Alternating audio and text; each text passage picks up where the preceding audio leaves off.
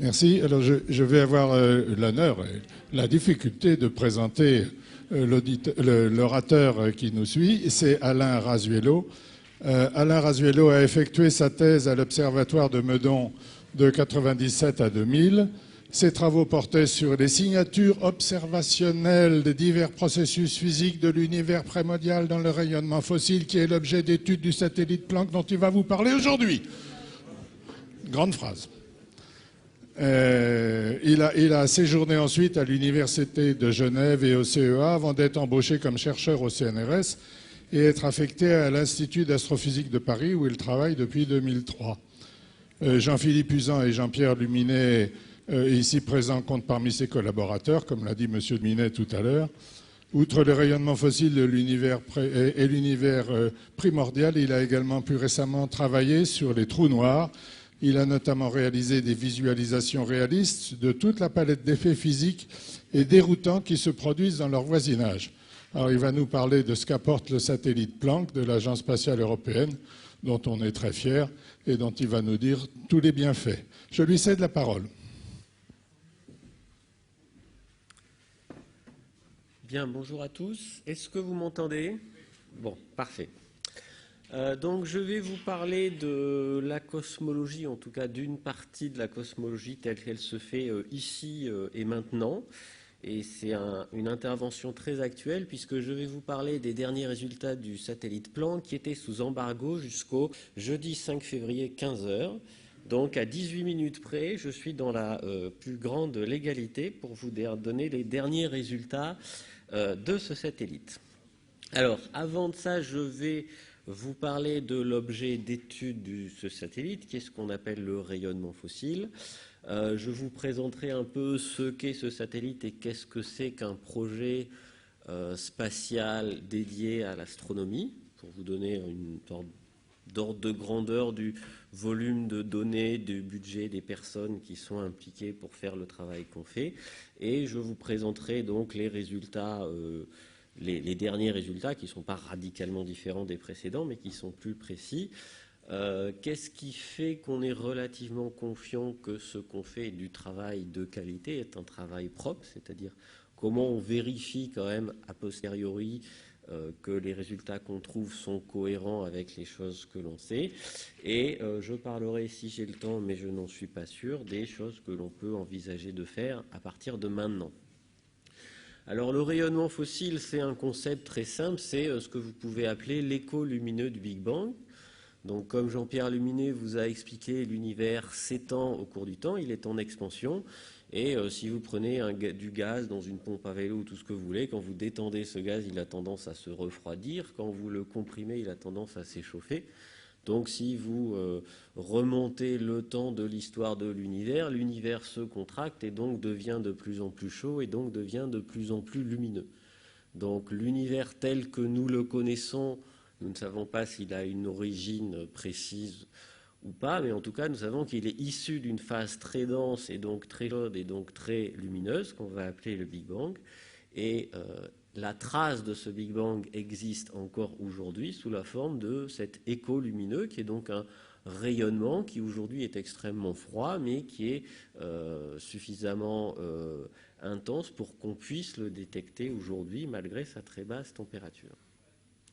Donc autant le concept de Big Bang date du début des années 20 avec les travaux de Friedman dont on a parlé tout à l'heure, autant le fait que l'univers ait été aussi plus chaud et que subsiste cet écho lumineux au Big Bang, c'est venu à peu près 30 ans plus tard avec les travaux de Gamow. Gamow a été le premier à se dire mais on devrait être capable aujourd'hui de mesurer la température résiduelle de l'univers s'il est issu du Big Bang. Et donc ce n'est qu'à partir des années 60 que la technologie a permis de effectivement trouver cet écho lumineux et d'en mesurer la température. Et l'histoire que vous connaissez peut-être, c'est que ce sont deux jeunes radioastronomes qui n'avaient absolument jamais entendu parler de toutes ces choses-là, qui par le plus grand des hasards du fait qu'ils avaient eu la chance d'avoir à leur disposition l'instrument le plus sensible au monde à l'époque pour mesurer ce genre de rayonnement très froid. Ce sont ces gens-là qui ont trouvé cet écho lumineux du Big Bang en 1965, enfin en 1964, ils l'ont publié un an plus tard. Donc nous fêtons aujourd'hui les 50 ans de la découverte de cet écho lumineux du Big Bang. Alors pourquoi est-ce qu'il nous intéresse cet écho lumineux ? Pour une raison d'abord numérique, si on fait les calculs, on se rend compte que cet écho lumineux du Big Bang a été émis quand l'univers n'avait que 380 000 ans par rapport au Big Bang. Alors si vous comparez 380 000 ans par rapport à son âge actuel qui est l'ordre de 13,8, vous trouvez un facteur de 36 000, donc c'est comme si vous comparez un embryon de 1 jour à un monsieur de 100 ans. Et donc vous sentez bien que l'univers que vous regardez aujourd'hui, si vous avez la chance de le voir dans cet état-là, vous allez avoir d'autres informations. Même si c'est le même objet qui a évolué, c'est quand même plus pratique d'avoir ce point de calage à une époque très ancienne pour mieux comprendre comment il a évolué. Donc ça, c'est quelque chose de très intéressant. L'autre chose intéressante, c'est que cet écho lumineux du Big Bang, ça représente la plus grande distance qu'a parcourue la lumière depuis qu'elle peut se propager dans l'univers. Donc cet écho lumineux, il nous donne accès aux régions les plus lointaines de l'univers observable. Donc la question de la finitude de l'univers est une question non résolue aujourd'hui, mais la question de la finitude de l'univers observable, de ce qui est accessible à nos moyens d'observation, c'est un fait qui est établi. Et donc avoir accès aux plus grandes distances possibles, c'est évidemment le meilleur moyen de sonder la structure à grande échelle de l'univers. Donc c'est la principale raison pour laquelle on s'intéresse à cet objet. C'est un objet qui est très étendu et qui est très ancien. Et donc pour comprendre pourquoi concrètement cet objet est intéressant, on va faire un petit détour par l'héliosismologie ou même quasiment la prospection minière. Je vais vous expliquer pourquoi. Si vous regardez dans la direction du Soleil, le système solaire entre la Terre et le Soleil, il est parfaitement transparent. Et puis dès que vous arrivez à la surface du Soleil, l'intérieur du Soleil est opaque. Donc, quand vous regardez dans la direction du Soleil, vous passez brutalement d'un espace transparent à un espace qui est opaque. Si maintenant vous imaginez regarder des objets de plus en plus lointains dans l'univers, eh bien, il se passe exactement la même chose. L'univers, quand il est aussi dilué qu'il est aujourd'hui, il est parfaitement transparent. Mais dans ses premières phases, il était beaucoup plus dense qu'aujourd'hui.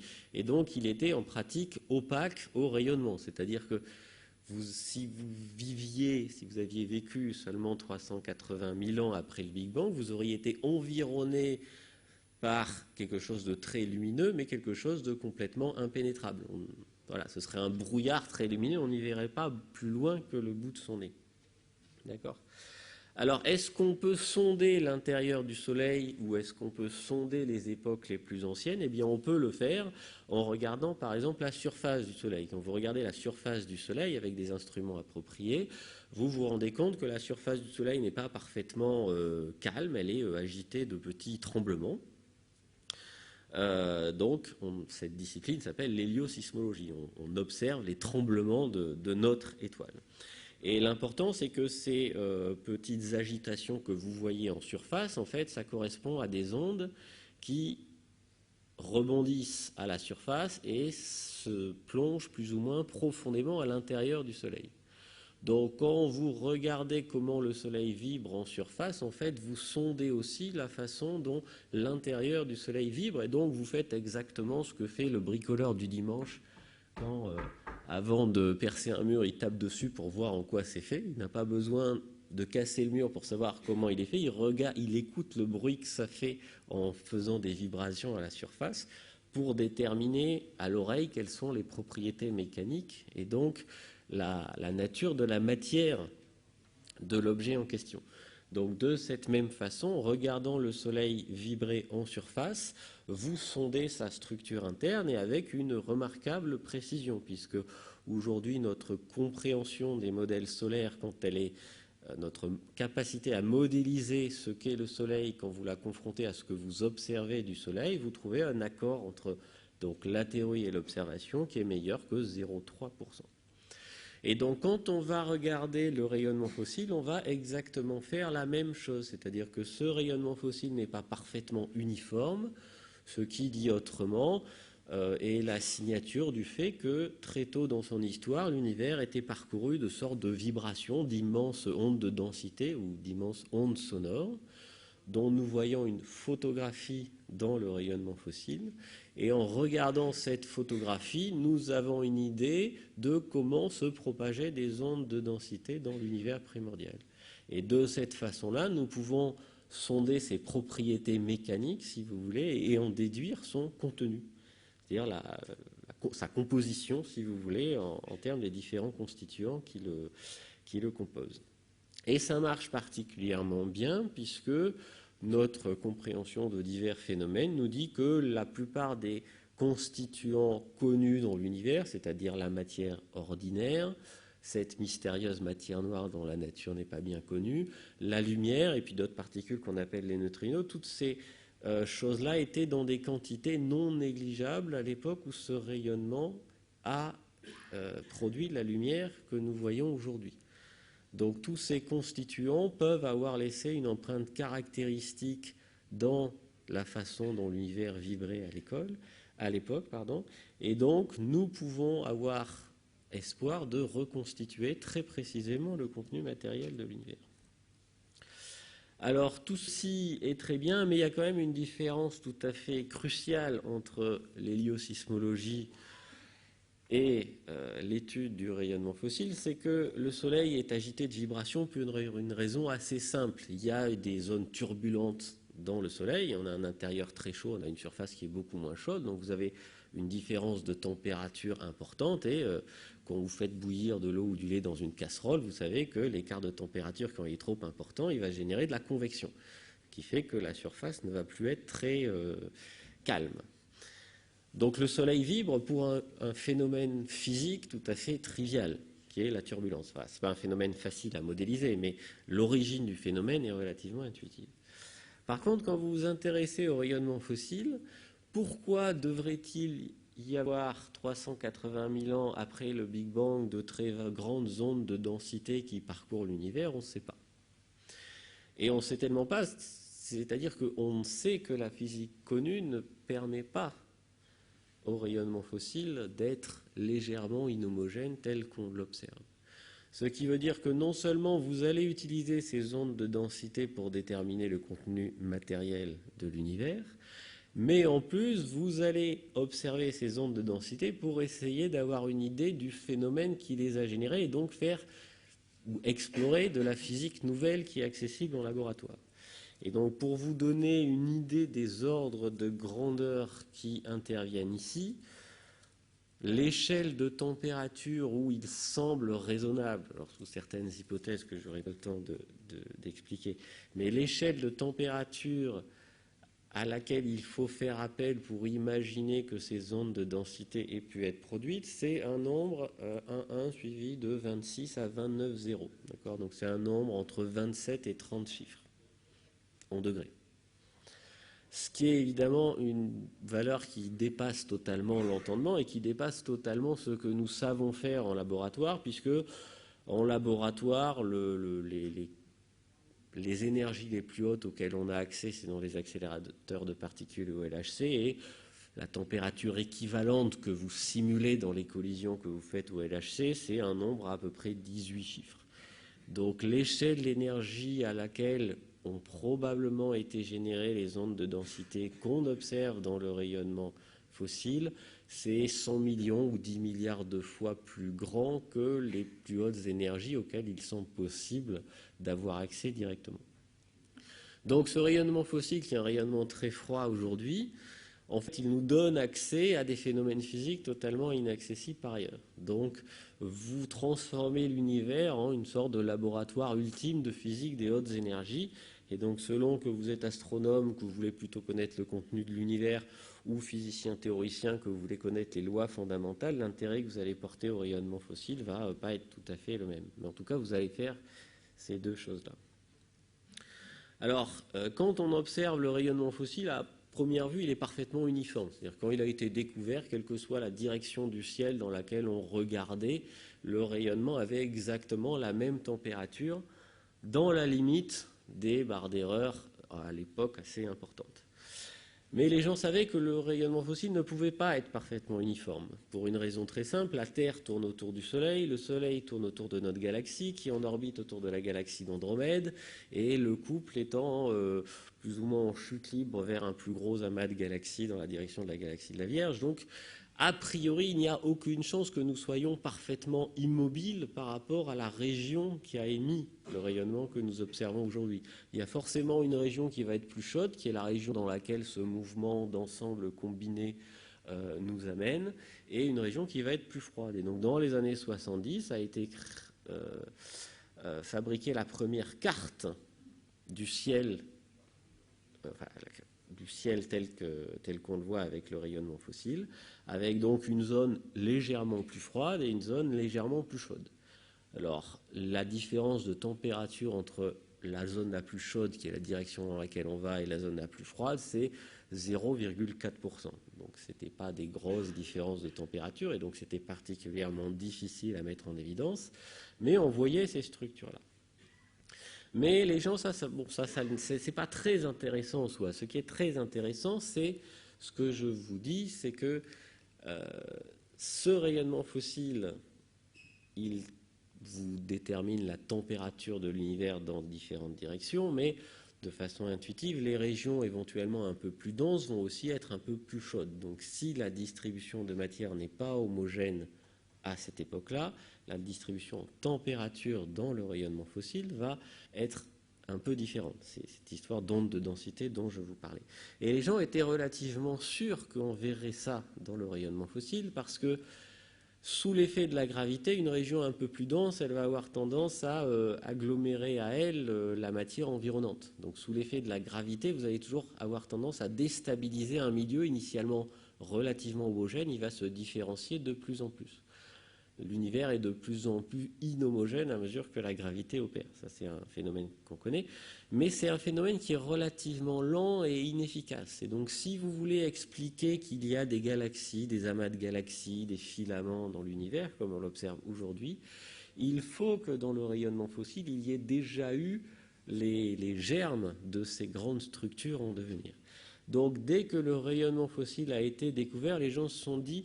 Si on observe avec précision ce rayonnement fossile, on verra effectivement que la température est légèrement différente d'une région à l'autre. Donc il doit exister ces sortes de minuscules ondes,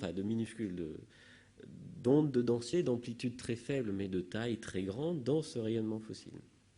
Et ces petits écarts à la température moyenne dans le rayonnement fossile, hormis le mouvement de la Terre, ils ont été découverts pour la première fois au début des années 90 par un satellite américain qui s'appelait COBE, et à partir duquel les gens se sont dit si on étudie ça mieux, on va beaucoup mieux connaître l'état de l'univers à cette époque, et donc on va pouvoir beaucoup mieux sonder ses propriétés, son contenu matériel et le processus qui a donné naissance à ces ondes de densité.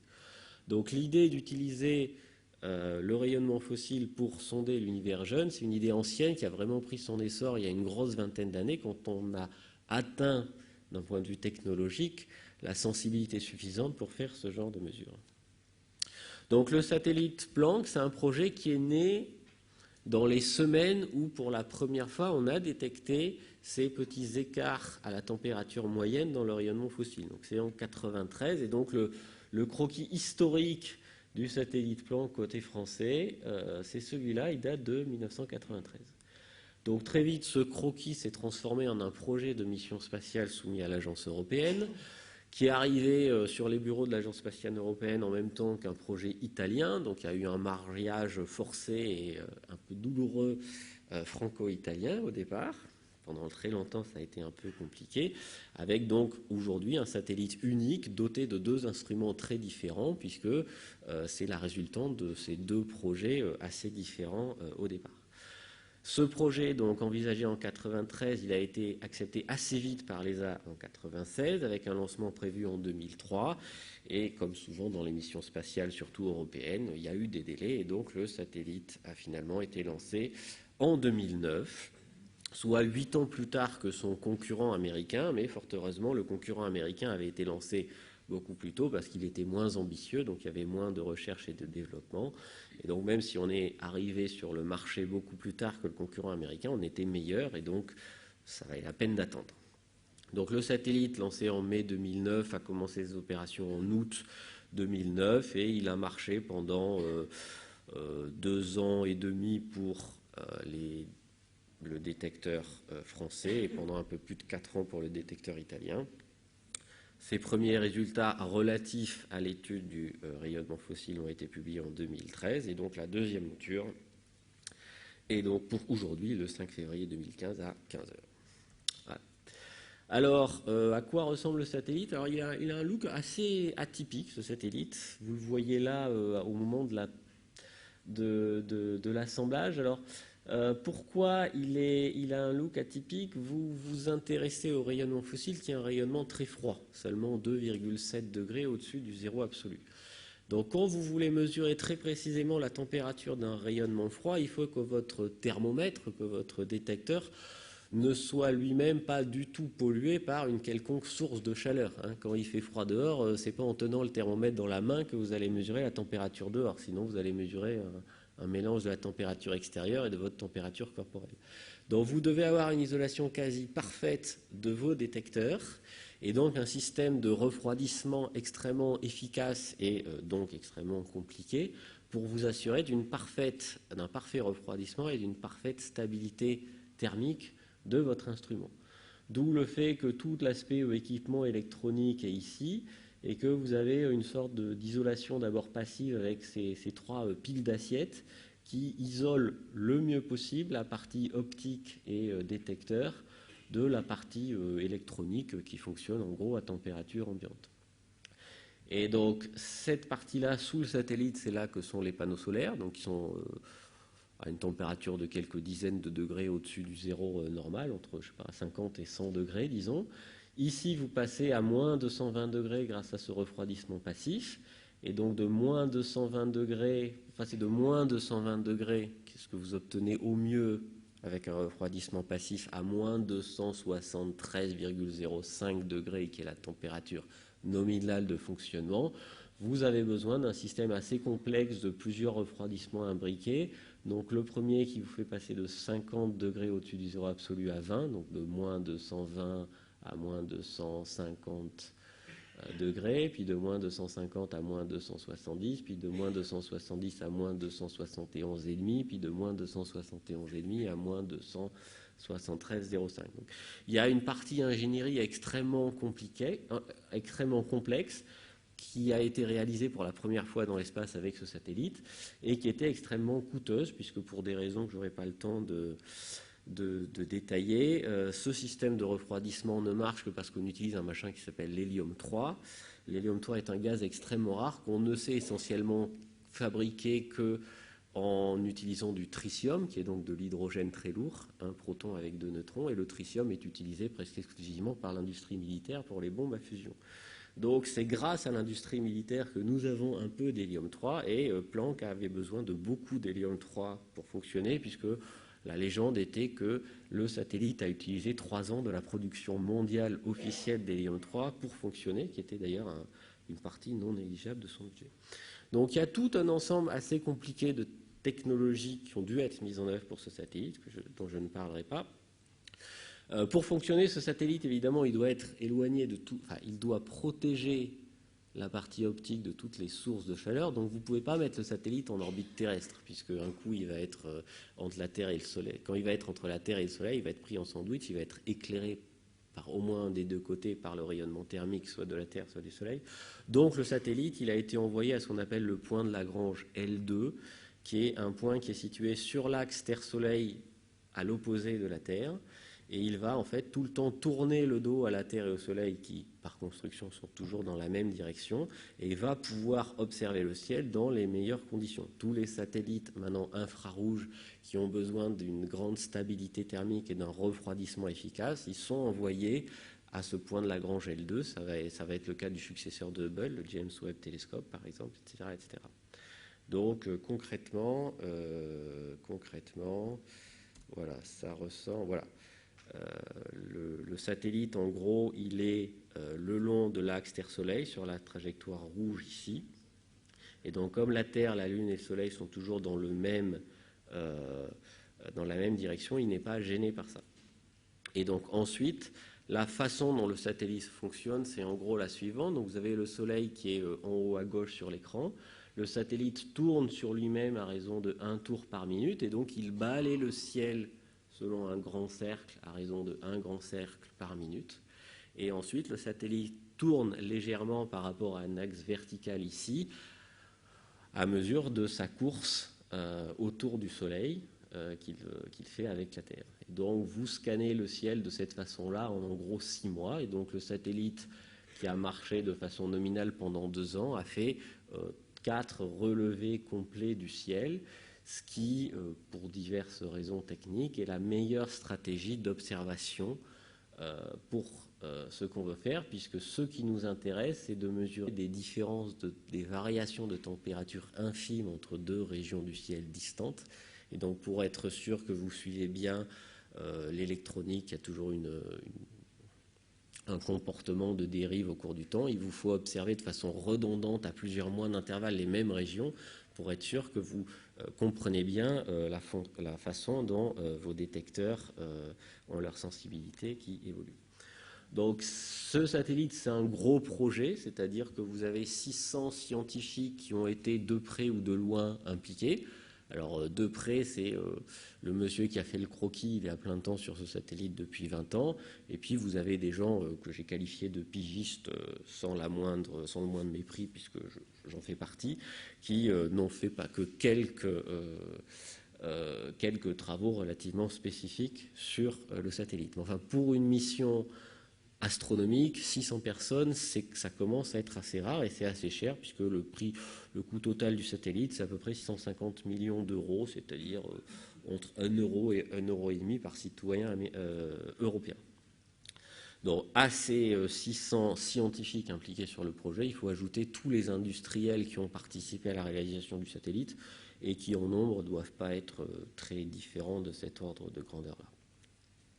Alors, qu'est-ce qui nous intéresse en gros dans l'étude de ce rayonnement fossile? Donc là, je vous montre la carte du ciel. Donc, imaginez une planisphère, quelque chose de projeté sur un plan, mais qui serait en fait la carte de la sphère céleste qui nous entoure.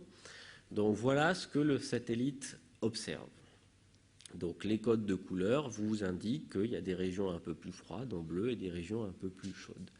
Ce qui nous intéresse ici, ce n'est pas tellement le détail de la carte. Ce qui nous intéresse, c'est plutôt la structure générale de la carte. C'est-à-dire qu'à partir de cette carte, vous avez la possibilité de faire une sorte de décomposition en échelle. C'est-à-dire que vous voyez qu'il y a des grandes zones, des fluctuations de grande taille, par exemple celle-ci, celle-là, et puis vous avez beaucoup plus de petites fluctuations de beaucoup plus petite taille. Donc ce que vous allez faire, c'est que vous allez faire une sorte de décomposition en échelle de ce que vous voyez sur cette carte, et vous allez tracer l'amplitude typique de ces fluctuations en fonction de leur taille. Donc j'ai un vague truc qui essaie de vous expliquer ça mieux. C'est pas moi qui l'ai fait, hein, mais ça doit être juste quand même. Donc en gros, à partir de la carte, donc vous pouvez faire ça pour du son, par exemple, avec des logiciels assez simples, vous pouvez savoir quelle est la portion de grave, d'aigu et manipuler tout ça.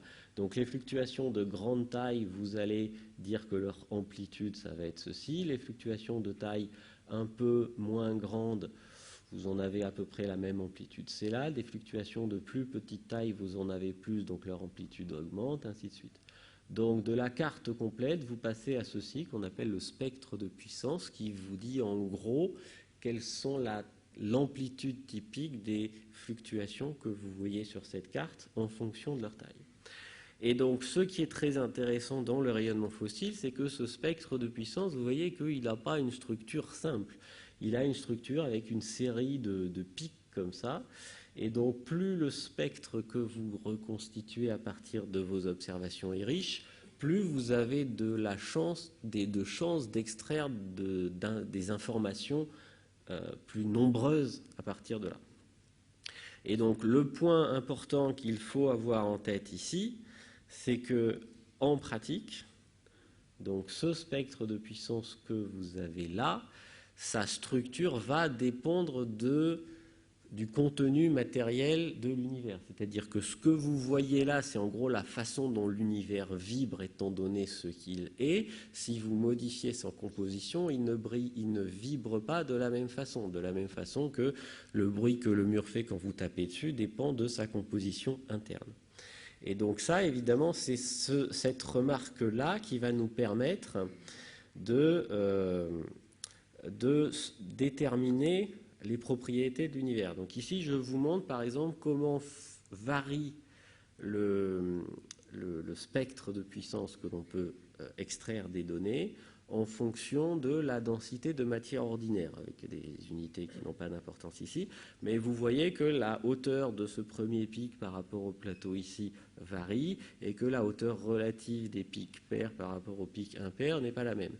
Donc vous allez avoir tout un ensemble de paramètres qui vont faire que ce spectre finalement va changer. Et donc le jeu auquel vous allez vous livrer, c'est j'ai X paramètres dans mon modèle cosmologique favori, je fais faire varier ces paramètres de façon à voir s'il y a un jeu de paramètres qui reproduit parfaitement les données, et si c'est le cas, quels sont les paramètres qui correspondent à ce meilleur ajustement.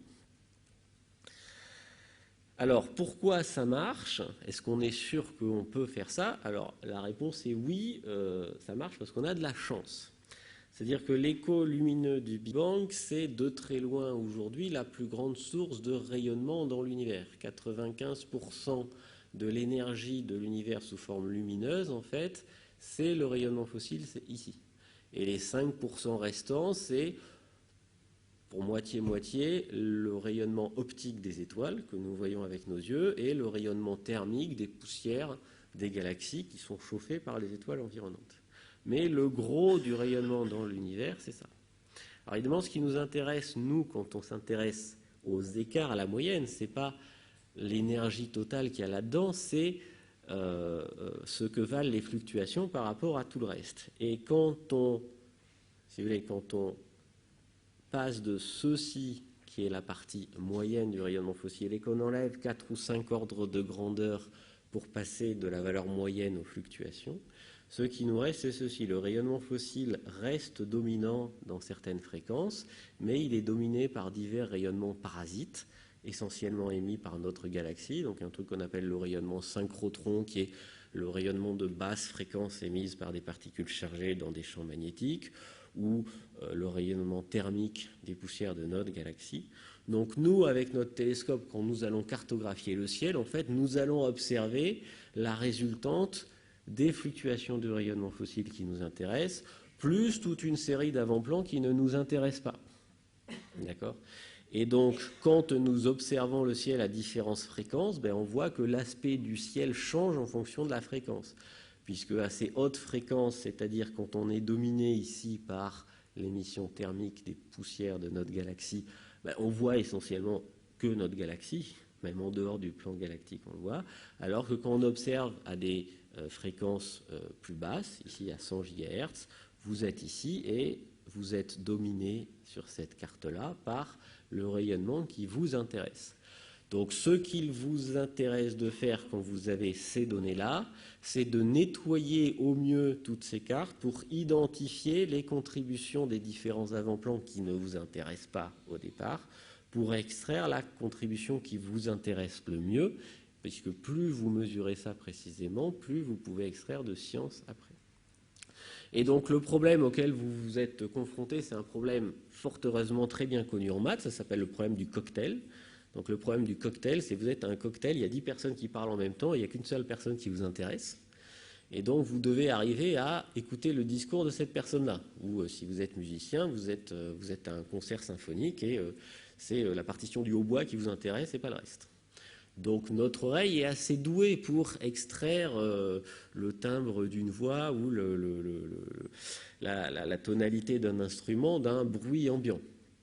Mais c'est relativement facile avec de la musique, parce que la musique, c'est des harmoniques relativement simples pour les instruments, des tons et des demi-tons. Quand vous avez quelque chose qui varie plus continuellement comme ici, c'est plus difficile. Mais enfin, l'idée, c'est que quand vous avez plusieurs sources de bruit, vous allez capter ce bruit avec plusieurs détecteurs différents, donc vous allez le capter avec plusieurs fréquences différentes.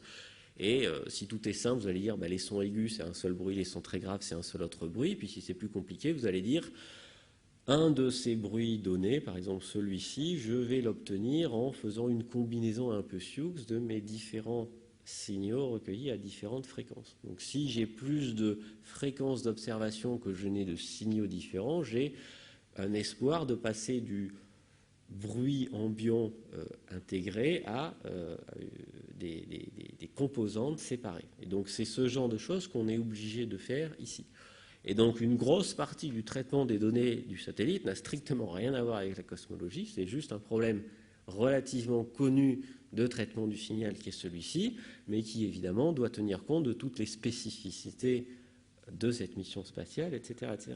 Mais dans la collaboration de 600 personnes dont je vous ai parlé, vous avez 10% de gens qui sont spécialisés dans notre galaxie et dans la science qu'on peut faire avec ces avant-plans, 10% de gens qui sont spécialisés dans le rayonnement fossile proprement dit, et 80% de gens, non plus de 400 personnes, qui sont des gens qui font un travail qui relève de l'ingénierie pour permettre d'exploiter ce gros volume de données. C'est pour ça qu'on a besoin de beaucoup de monde. On n'a pas besoin de beaucoup de théoriciens. En général, les théoriciens sont relativement peu nombreux dans ce genre de manif. Par contre, on a besoin d'énormément d'ingénieurs pour pouvoir faire quelque chose des données qu'on a. Donc, je vous passe le détail, mais à la fin, tout marche bien. Donc, ceci, c'est un morceau de la carte du ciel vue par le satellite Kobe il y a 20 ans, 25 ans. Ça, c'est ce qu'a vu le satellite de seconde génération américain WMAP qui avait été lancé en 2001. Et ça, c'est ce que l'on voit aussi. Donc, vous voyez que nous, on est déjà nettement meilleur en termes de résolution, d'accord ? Le miroir du satellite est plus gros, etc., etc., donc on est moins myope. Ce qu'on ne voit pas ici, mais qui est beaucoup plus important, c'est que l'incertitude, l'erreur que l'on fait dans la mesure pixel par pixel est nettement meilleure ici que là-bas. Et donc pour vous donner une idée du gain en sensibilité du satellite WMAP à Planck, qui n'ont que 10 ans d'écart en termes de technologie, un an d'observation avec Planck, c'est l'équivalent de 400 ans d'observation avec WMAP. Donc même si le satellite est parti 10 ans plus tôt, vous doutez bien que le retard de 10 ans, on l'a très rapidement comblé du fait que le satellite européen est doté d'une technologie beaucoup plus efficace. Voilà. Alors, à partir de là, et maintenant qu'on a des données propres, on va essayer d'extraire de la granularité de cette carte les informations qui nous intéressent. Donc en gros, se pose la question quand on veut exploiter de ce genre de données, c'est quels sont les paramètres qui interviennent dans l'évolution de l'univers et qui jouent un rôle ici. Et donc aujourd'hui, jusqu'à preuve du contraire, nous savons que nous avons besoin de 6 quantités, 6 nombres pour décrire l'univers et pour décrire en gros le gros de son évolution depuis très tôt lors du Big Bang jusqu'à aujourd'hui. Donc c'est un réductionnisme absolument merveilleux, mais jusqu'au lancement de ce satellite, on n'avait pas d'indication qu'on avait besoin d'autre chose. Donc les paramètres dont on a besoin pour décrire l'univers, c'est évidemment la densité de matière ordinaire, combien y a-t-il d'atomes par mètre cube concrètement, et l'équivalent avec la matière noire. Alors la matière noire, c'est de la matière qui n'est pas de la matière ordinaire. La matière ordinaire et la matière noire réagissent de la même façon du fait de la gravitation, mais la matière ordinaire, elle diffuse la lumière, par exemple, donc elle est soumise à des interactions qui sont également non gravitationnelles. Je vous vois, vous me voyez, parce que la lumière interagit avec la peau de chacun de nous, et donc nous voyons un être de matière noire, vous ne le verriez pas, puisqu'il serait pas noir, il serait en fait parfaitement transparent, donc totalement invisible. Donc la matière noire et la matière ordinaire n'évoluent pas de la même façon dans l'univers du fait qu'elles n'interagissent pas de la même façon avec leur environnement. En plus de cette matière noire et de cette matière ordinaire, il y a donc cette fameuse énergie noire, qui est un terme un peu fourre-tout pour décrire quelque chose dont la nature et dont le comportement exact n'est pas bien connu, mais dont on sait qu'on en a besoin néanmoins pour décrire un certain nombre d'observations. Un paramètre qui est un peu annexe ici, c'est que on a besoin pour interpréter ces données de connaître l'époque à laquelle les étoiles se sont allumées pour la première fois. Alors en principe, ça c'est si vous connaissez l'univers dans un état très ancien, vous êtes en principe capable de déterminer son évolution et à quelle époque les étoiles se mettent à briller. Sauf que le problème de la formation stellaire, c'est tellement compliqué que on n'est pas capable aujourd'hui de déterminer l'époque à laquelle les étoiles s'allument en fonction de tout le reste. Donc aujourd'hui, c'est un paramètre libre qui témoigne plus de notre incapacité à faire de l'astrophysique très compliquée dans les galaxies plus que ça n'est un paramètre fondamental. Et donc, en plus de ce contenu en matière et de cette époque-là, je vous ai dit, il faut supposer que très tôt dans l'histoire de l'univers ont été produites ces immenses ondes de densité qui donnent au fond diffus au rayonnement fossile cette granularité qu'on observe là. Et donc, vous avez besoin, en gros, de déduire, de décrire quelle est l'amplitude de ces ondes de densité à une échelle donnée et comment cette amplitude dépend de l'échelle. C'est-à-dire, est-ce que vous avez des fluctuations qui ont toutes la même taille au départ, enfin, qui ont toutes la même amplitude, quelle que soit leur taille au départ, ou est-ce que ça varie d'une certaine façon en fonction de leur taille?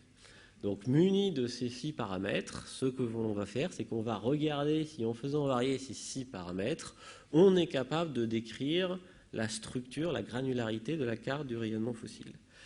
Si ça marche, on est content, on a un joli modèle de l'univers qui marche bien. Et si ça ne marche pas, ça veut dire que notre modèle, il est soit faux, soit incomplet, soit qu'il y a un problème. C'est-à-dire qu'il faut rajouter quelque chose. Et donc tout le jeu que l'on fait en cosmologie, c'est en gros chercher un modèle qui décrit l'univers, qui soit le plus simple possible et le plus efficace possible. Donc voilà les résultats en ligne depuis aujourd'hui. Donc les points bleus, ce sont les points de données, d'accord? C'est les données recueillies par le satellite, et la courbe rouge, c'est le modèle qui s'ajuste le mieux aux données. Donc, je pense que vous serez d'accord, ça marche.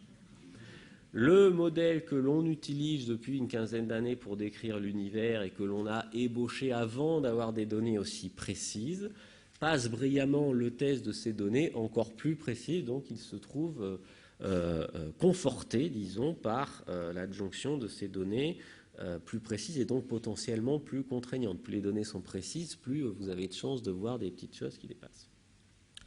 Donc concrètement, voilà, la densité de matière ordinaire telle que vous l'extrayez du modèle qu'on appelle le modèle de concordance et que tout le monde utilise, eh bien elle est connue maintenant à une précision mieux que 1%, d'accord? Et donc on est capable de dire, on pense être capable de dire qu'il y a en moyenne 0,2485 protons ou neutrons par mètre cube, plus ou moins 0,8%. Et donc vous voyez qu'on est quasiment obligé de mettre 3 chiffres significatifs là, étant donné que l'incertitude est maintenant inférieure au pourcent. Donc on peut faire la même chose pour la matière noire. Donc l'incertitude sur la matière noire est un peu plus grande que sur la matière ordinaire, puisque la matière ordinaire a une influence plus facilement visible dans ce spectre de puissance. Là, c'est cette série de Bose que je vous ai montré. Donc on mesure plus facilement l'effet d'une variation de la matière ordinaire que d'une variation de la densité de matière noire. Mais donc, voilà, en gros, on est capable de dire qu'il y a 1,34 protons ou neutrons en moyenne, enfin, l'équivalent en masse de 1,34 protons ou neutrons par mètre cube sous forme de matière noire. Et de même, l'énergie noire, dont la nature, même si elle est inconnue, on peut quand même en dire quelque chose sur la densité d'énergie associée. Donc, il y a en énergie l'équivalent du E égale mc2 de 3,44 protons ou neutrons par mètre cube, plus ou moins 1,5%. Alors, l'incertitude sur ces différents paramètres, elle varie en fonction des paramètres. Et donc, un des paramètres qui est connu le plus précisément, c'est l'incertitude sur l'âge de l'univers, puisque maintenant, dans le cadre de ce modèle, on estime que l'incertitude, ça n'est plus que 20 millions d'années. Donc, les dernières années, les gens disaient l'univers a 3,7 ou 3,8 milliards d'années. Comme l'incertitude, maintenant, c'est 20 millions d'années. Maintenant, si on est rigoureux, on devrait dire 13,81 milliards d'années, qui est la valeur la plus probable telle qu'on l'extrait des données, avec un traitement évidemment un peu sophistiqué. Donc c'est pour ça que les gens parlent de cosmologie de précision, c'est-à-dire qu'avec ce genre de mesures et avec tout le bagage théorique et toute la partie traitement de données, on fait des choses qui sont quand même tout à fait impressionnantes. Au point que ça donne un peu le vertige, c'est-à-dire les gens se disent mais attendez, c'est presque trop beau pour être vrai ou trop hérétique pour être acceptable pour certains, parce qu'il y a vraiment des réactions de rejet assez violentes de la part de gens qui ne sont pas dans du sérail. Donc, gardez à l'esprit que, je vous ai bien dit, on fait un modèle de l'univers, on regarde les prédictions du modèle que l'on confronte aux données. Donc, ce que l'on fait, c'est que l'on estime des paramètres en supposant qu'un modèle décrit correctement le réel.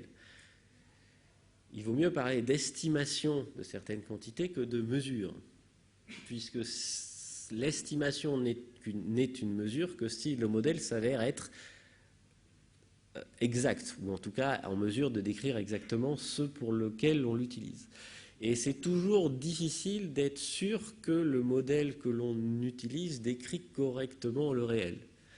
Et donc, pour passer de l'affirmation « on a estimé des paramètres dans le cadre d'un modèle » à l'affirmation « on a mesuré des paramètres », eh bien, il vaut mieux faire un certain nombre de vérifications que l'on doit s'efforcer de faire pour dire que cette précision-là, c'est vrai, ce n'est pas un artefact du fait qu'on utilise un modèle faux qui ne veut rien dire, mais que c'est quelque chose que l'on peut cerner avec plus d'objectivité. Et donc, il y a tout un ensemble de vérifications que l'on peut faire désormais pour s'assurer que ce que l'on fait marche bien.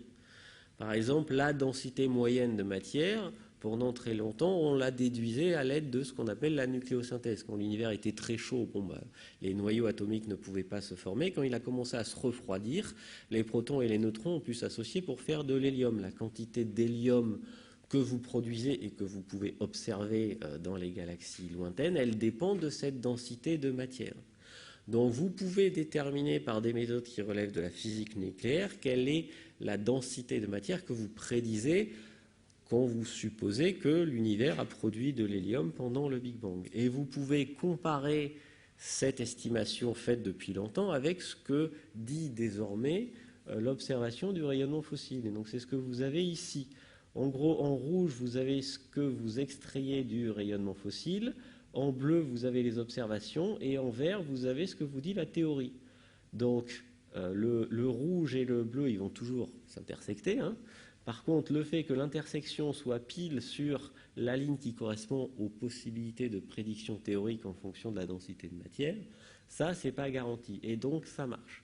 Et donc, vous avez tout un ensemble de vérifications que vous pouvez faire comme ça, qui vous montre au passage l'extraordinaire universalité des lois de la physique. Quand vous regardez le rayonnement fossile et que vous déduisez la densité de matière ordinaire, en gros, vous faites de la mécanique des fluides dans un milieu relativement frais, c'est-à-dire 3000 degrés. Quand vous vous intéressez à la quantité d'hélium et dont vous déduisez la densité de matière, vous faites de la physique nucléaire à 1 milliard de degrés.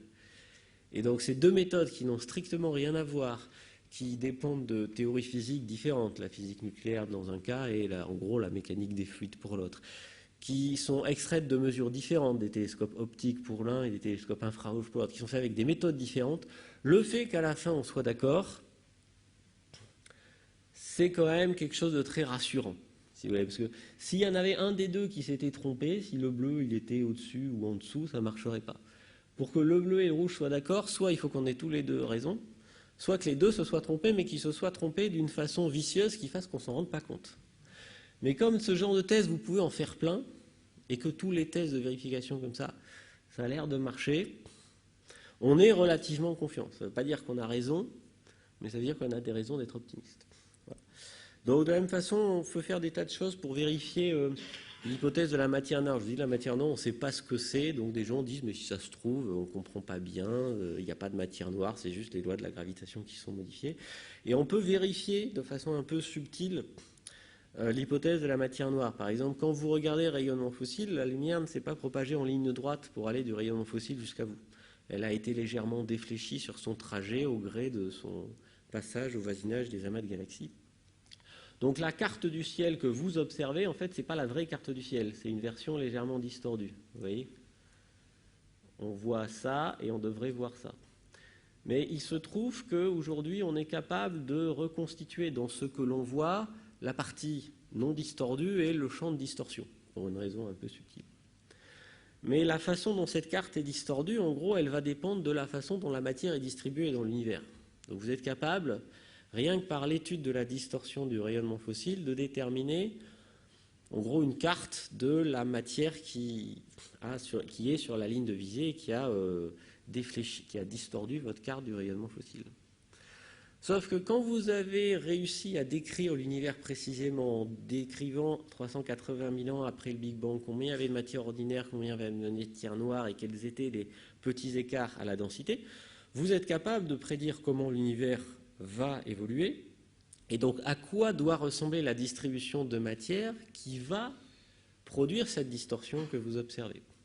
Et donc, vous êtes capable, en fait, à l'aide de ce que vous avez extrait du rayonnement fossile, vous êtes capable de prédire quelle doit être la structure granulaire de cette carte de matière-là et vérifier que votre prédiction théorique, qui est le trait noir, correspond à l'observation, c'est-à-dire cette carte, qui sont les points bleus et noirs ici. Et ça marche encore. Donc si, encore une fois, la matière noire n'existait pas et qu'on utilisait à tort une hypothèse de matière noire à la place d'autre chose, il y a relativement peu de chances que ce test supplémentaire-là, qu'on fait complètement indépendamment, marcherait. Et donc tout ça fait que les gens aujourd'hui sont relativement convaincus que notre modèle d'univers qui est ici, il passe quand même un nombre de tests extrêmement variés et extrêmement robustes qui fait qu'on est, sinon dans le vrai, pas très loin du vrai. Et c'est ça qui fait que les gens sont optimistes. Maintenant, évidemment, il y a tout un nombre de questions philosophiques que l'on peut se poser, et dont Jean-Philippe Uzan va parler. C'est maintenant qu'on a un cadre dans lequel on est relativement confiant, est-ce qu'on a le droit de tenir pour vrai des prédictions de ce modèle qui ne sont pas observables? Par exemple, qu'est-ce qu'on peut dire si notre modèle nous dit quelque chose sur la structure de l'univers au-delà des régions observables, est-ce qu'on peut dire que c'est vrai ou pas? Et donc ce genre de questions-là, à quel moment on passe du modèle, de l'estimation dans le cadre d'un modèle à la mesure, et de la mesure à des prédictions inobservables, c'est quelque chose qui doit être réfléchi avec un peu de maturité, disons, ce qui n'est pas toujours le cas de tout le monde. Et c'est ce dont M. Uzan va vous parler. Donc, comme je n'ai plus le temps, je ne parle pas du reste. Voilà, je dirais qu'il y a quand même quelques petites anomalies. Il y a quelques petites anomalies qui avaient été détectées dans le prédécesseur de Planck, qui sont détectées là, donc l'effet semble réel. C'est probablement pas un effet instrumental qu'on ne comprendrait pas. Mais ces effets, on ne sait pas trop compenser. D'abord, parce que c'est des effets très petits. Et on les a découverts a posteriori. C'est-à-dire qu'une fois qu'on a regardé la carte du ciel, on s'est dit, il y a un truc bizarre. Alors, ça veut dire quoi? C'est dangereux de faire des analyses a posteriori. Donc, quelle est la probabilité que les initiales de Stephen Hawking apparaissent dans la carte du rayonnement fossile? Alors, vous dites, n'importe quoi. Voilà, sauf que dans la carte du satellite WMAP, S et H. Et d'accord. Donc, évidemment, la probabilité que ça apparaisse, elle est quasi nulle. J'ai posé la question parce que je savais que ça apparaissait dans la carte, je l'ai remarqué. Et donc maintenant que j'ai remarqué, je dis « Ah, mais c'est extraordinaire qu'il y ait ça ». Mais évidemment, si vous prenez cette carte ici, il est évident que dans cette granularité, il y a forcément un endroit où vous allez avoir une forme qui va vous évoquer quelque chose. C'est comme quand vous regardez les nuages en étant allongé sur la pelouse, il y a forcément un nuage qui va avoir une forme qui va vous évoquer quelque chose. Donc là, c'est pareil. En fait, on a des choses qui nous paraissent anormales au sens où il est peu probable que ces choses soient visibles dans la carte, mais comme on s'est posé la question une fois qu'on les a vues, on ne sait pas trop si ces choses-là doivent être prises au sérieux ou pas. Voilà. Donc, non, mais c'est toujours difficile quand vous êtes à la limite de la sensibilité d'un instrument. Vous ne savez pas si ce que vous voyez, c'est du bruit sans intérêt ou si c'est le début d'un truc. Moi, je me souviens, quand j'étais en thèse, il y avait quelqu'un sur son bureau, il avait une caricature avec deux explorateurs égyptiens qui avaient creusé un trou, et puis au fond du trou, il y avait la pointe d'une pyramide de 20 cm qui dépassait. Et puis les mecs, ils se disaient, ça pourrait être la découverte du ciel en fonction de la profondeur du truc. Voilà, c'est exactement pareil. On ne sait pas si ces petites anomalies, c'est des trucs sans intérêt ou sérieux. Voilà, donc, alors je n'ai pas le temps de parler de la prochaine étape. C'est que ce rayonnement, donc, Il a des fluctuations d'intensité, mais ce rayonnement, il est polarisé. C'est-à-dire que vous pouvez, en plus de l'information sur la lumière, tracer des sortes de lignes de champ qui vous dit dans quelle direction se situe la polarisation. Et cette polarisation peut nous donner beaucoup d'informations complémentaires, qui d'ailleurs a été utilisée par la dernière mouture des données du satellite. Et aujourd'hui, on pense qu'on a beaucoup de choses qu'on pourrait détecter avec cette polarisation, mais c'est très difficile. Et donc la prochaine étape sera sans doute de mieux étudier la partie polarisée de ce réseau ionique, mais je n'ai pas le temps d'en parler. Donc je m'arrêterai là. Merci.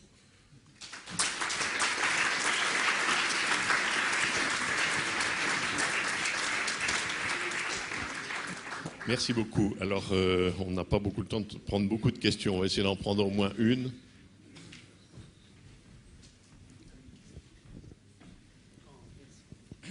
Bonjour et merci pour cet exposé. Quelles étaient les fonctions respectives des instruments français, HFI et italien, LFI?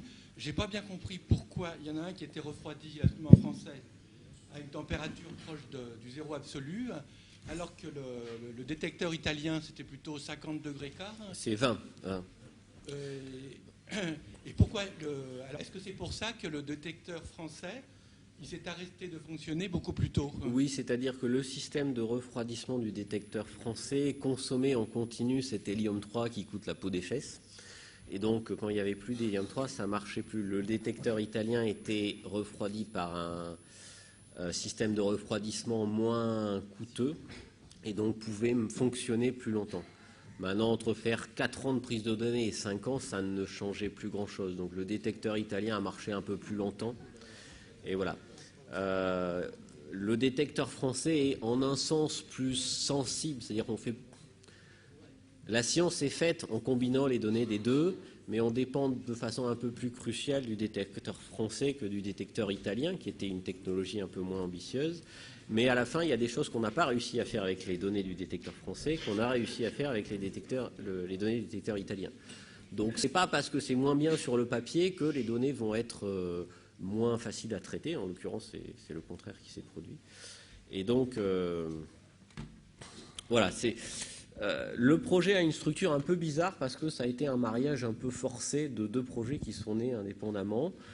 Si les gens s'étaient mis autour d'une table avant de connaître avant d'apprendre a posteriori l'existence de l'autre, le satellite aurait sans doute été un peu plus homogène. Mais bon, finalement, dans tous les cas, les choses ont marché de façon optimale. Et le traitement de données est par contre un peu plus long que prévu, mais ça, quand vous faites un instrument d'une sensibilité qui n'a jamais été atteinte, vous ne savez jamais quelle va être la quantité de surprise, la quantité de saleté que vous allez avoir à gérer et la complexité intrinsèque du traitement de données. Une autre question. Il y avait une tension entre la constante de Hubble, mesurée par vos méthodes, oui, et celle mesurée directement par les supernovas de type 1A. Oui. Est-ce que cette tension est résolue? Alors, c'est résumé là. Non, c'est résumé sur mon écran. Je ne sais pas si vous voyez. Voilà, ça c'est les... Je ne sais pas si vous voyez grand-chose. En rouge en haut, c'est les mesures. Ouais.